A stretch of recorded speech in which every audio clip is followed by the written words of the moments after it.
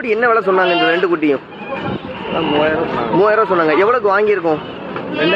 2700. நம்ம எந்த ஊர்ல இருந்து வந்துருக்கீங்க? திருமங்கலம் பக்கத்துல இருந்து வந்துருக்கீங்க. சொல்லுங்க, 2 கிடா குட்டியா பொட்டை குட்டியா? ஒரு கிடா குட்டி ஒன்று, பொட்டை குட்டி ஒன்று. ஆனா இந்த குட்டி வாங்கிட்டு போக காரணம் வளர்த்தலாமா? வளர்த்தலாம். எப்படி பால் கொடுக்கறது? சரிங்க.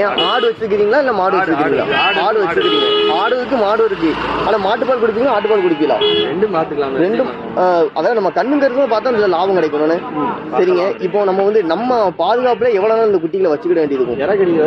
இற கடிக்கிறதுக்கு நம்ம தான் பாத்துக்கணும். அதுக்கப்புறம் தன்னால வளரும். இந்த குட்டி வளர்த்த அனுபவம் இருக்கான உங்களுக்கு?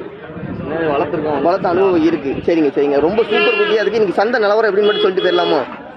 ரொம்ப சாதிச்சுட்டாங்க. விலை அதிகம் தான். இது நிலவரம் வந்து கம்மி தான். நான் கூண்ட விலை தான் கொடுத்து வாங்கியிருக்கீங்களா? சரிங்க சரிங்க. ரொம்ப நன்றிங்க. சூப்பர். 2700 அதிகம்ங்கிறீங்க. சரிங்க. விலை அதிகம். சரி.